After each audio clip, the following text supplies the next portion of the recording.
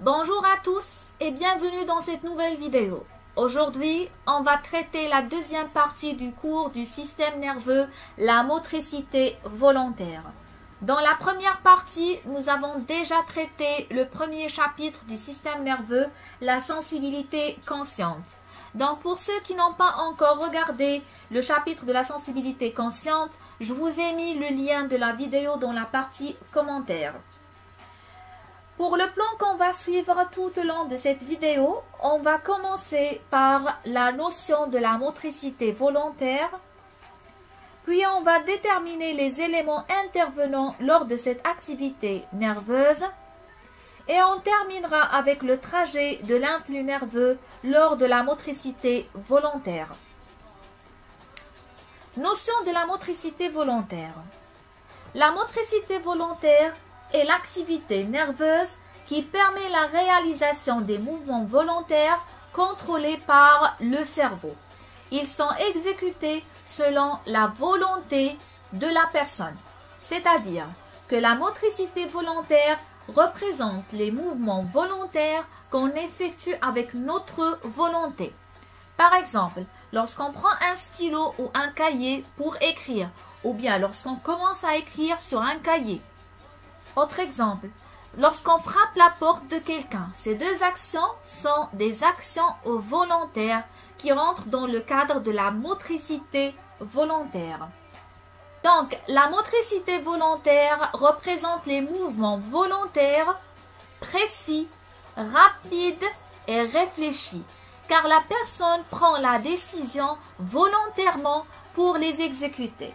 C'est-à-dire que la motricité volontaire est une activité nerveuse qui couvre les mouvements volontaires qui sont précis et rapides ainsi que réfléchis puisque la personne prend la décision volontairement pour effectuer ou bien exécuter un mouvement. Pour bien comprendre le mécanisme de la motricité volontaire, il faut connaître quelques notions de base. Dans la vidéo de la première partie du système nerveux, on a déjà détaillé les composantes principales du système nerveux. Donc, dans cette vidéo, on va faire un petit rappel concernant les composantes du système nerveux. Alors, le système nerveux est composé d'un système nerveux central et d'un système nerveux périphérique. Le système nerveux central est composé de l'encéphale et de la moelle épinière. Et l'encéphale, à son tour, est constitué d'un cerveau, cervelet et bulbe rachidien. Alors que pour le système nerveux périphérique, il est constitué des nerfs. Le document suivant montre la structure de l'encéphale. Donc, comme on a déjà mentionné que l'encéphale est constitué du cerveau, cervelet et bulbe rachidien et au-dessous du bulbe rachidien, il y en a la moelle épinière. Donc, le cerveau est divisé en deux parties ou bien deux hémisphères. Ce sont des hémisphères cérébraux. Il y en a un hémisphère cérébral droit et un hémisphère cérébral gauche. Et ces deux hémisphères sont séparés par un sillon médian, appelé aussi un sillon interhémisphérique. Mais dans le cadre de la motricité volontaire, le constituant le plus important pour nous, c'est le cerveau. C'est-à-dire, le centre nerveux existe au niveau du cerveau concernant la motricité volontaire. Et plus précisément, cette partie appelée les deux aires motrices, Donc, au niveau du cerveau, existe deux aires motrices. Une aire motrice située dans l'hémisphère cérébral droit et une aire motrice située au niveau de l'hémisphère cérébral gauche.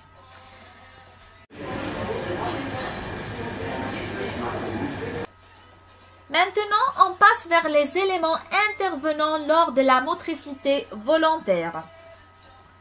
La motricité volontaire est une activité nerveuse qui nécessite 3 éléments. Un centre nerveux, puisque c'est une activité nerveuse, un conducteur ou bien des nerfs moteurs.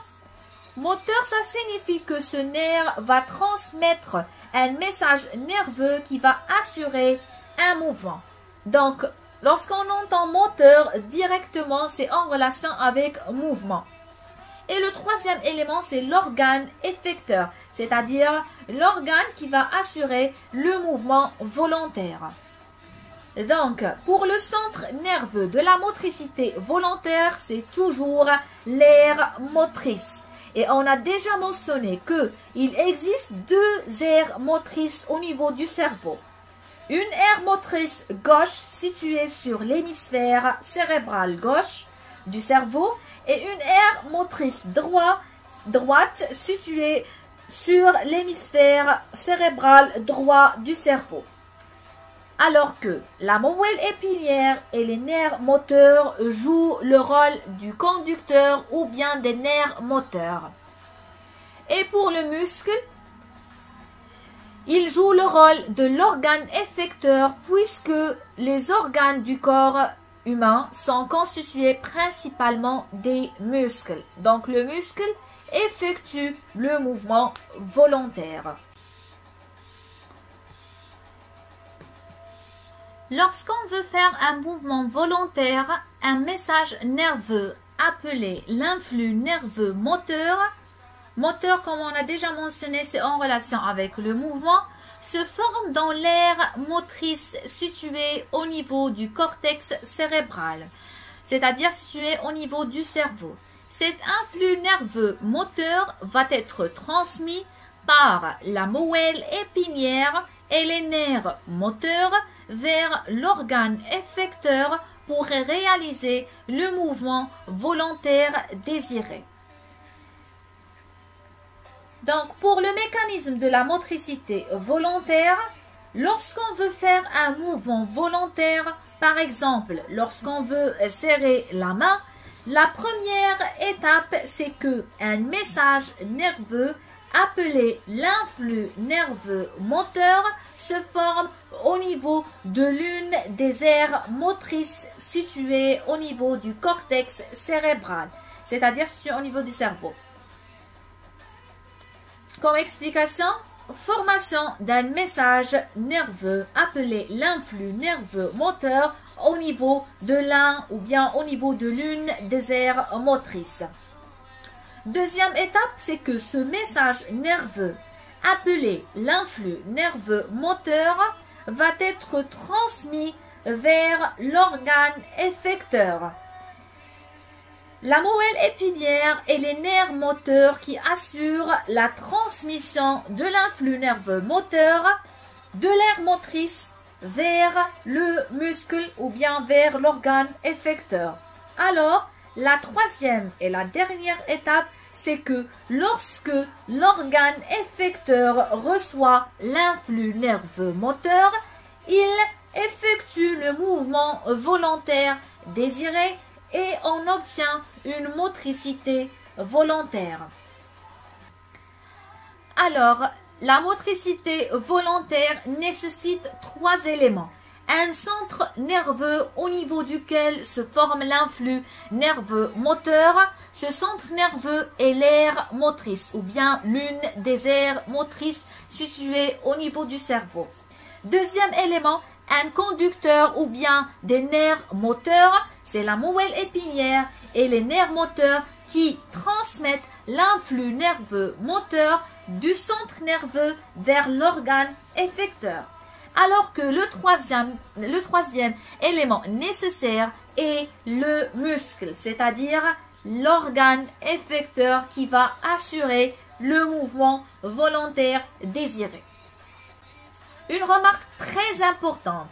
On a dit que le centre nerveux de la motricité volontaire est l'aire motrice, située au niveau du cortex cérébral, c'est-à-dire située au niveau du cerveau. On sait bien que l'homme possède 2 aires motrices, une aire motrice gauche et une aire motrice droite. L'aire motrice gauche est située au niveau de l'hémisphère cérébral gauche du cerveau, alors que l'aire motrice droite est située au niveau de l'hémisphère cérébral droit du cerveau. Il faut bien noter que l'aire motrice gauche commande les muscles de la partie droite du corps, alors que l'aire motrice droite commande les muscles de la partie gauche du corps, c'est-à-dire lorsqu'on veut faire un mouvement avec un organe dans la partie droite du corps, par exemple, lorsqu'on veut serrer la main droite, l'influx nerveux moteur va se former au niveau de l'aire motrice gauche, alors que lorsqu'on veut faire un mouvement avec un organe de la partie gauche du corps, on prend le même exemple, si on veut serrer la main gauche, l'influx nerveux moteur va se former au niveau de l'aire motrice droite. Maintenant, on passe vers le trajet de l'influx nerveux moteur lors de la motricité volontaire. Donc, l'influx nerveux moteur se forme au niveau de l'aire motrice, située au niveau du cerveau, alors que cet influx nerveux moteur va être transmis par la bouelle épinière et par les nerfs moteurs vers le muscle, qui représente un organe effecteur qui va assurer le mouvement volontaire. Donc, la première étape s'effectue au niveau de l'aire motrice, c'est la formation de l'influx nerveux moteur. La deuxième étape, c'est la transmission de l'influx nerveux moteur de l'aire motrice vers le muscle par la moelle épinière et les nerfs moteurs. Et la troisième étape, c'est donc la première étape s'effectue au niveau de l'aire motrice, c'est la formation de l'influx nerveux moteur. La deuxième étape, c'est la transmission de l'influx nerveux moteur de l'aire motrice vers le muscle par la moelle épinière et les nerfs moteurs. Et la troisième étape, c'est l'effectuation ou bien la réalisation du mouvement volontaire par le muscle qui représente un organe effecteur. Donc, comme récapitulation, la motricité volontaire est une activité nerveuse qui permet les mouvements volontaires. La réalisation d'un mouvement volontaire nécessite, premièrement, la formation d'un influx nerveux moteur. Moteur, c'est en relation avec mouvement, au niveau de l'une des deux aires motrices. Ces deux aires motrices, comme on a cité préalablement, sont situées au niveau du cortex cérébral ou bien au niveau du cerveau. Donc, l'une de ces deux aires motrices représente le centre nerveux de la motricité volontaire. Deuxièmement, la conduction de l'influx nerveux moteur à travers la moelle épinière et les nerfs moteurs. C'est-à-dire que la moelle épinière et les nerfs moteurs jouent le rôle de conducteur ou bien nerf moteur, c'est-à-dire jouent le rôle de la transmission de l'influx nerveux moteur du centre nerveux vers l'organe effecteur. Et troisièmement, ainsi que finalement, la réception de l'influx nerveux moteur par le muscle et la réalisation du mouvement volontaire désiré. Sans oublier que les voies motrices sont croisées, c'est-à-dire que l'aire motrice de l'hémisphère cérébral gauche commande la motricité volontaire, c'est-à-dire commande les mouvements volontaires de la partie droite du corps, alors que l'aire motrice de l'hémisphère cérébral droit commande la motricité volontaire de la partie gauche du corps. Donc, notre vidéo est arrivée à sa fin. Si vous avez des questions ou des propositions, n'hésitez pas à les mettre dans la partie commentaires. Et à la prochaine!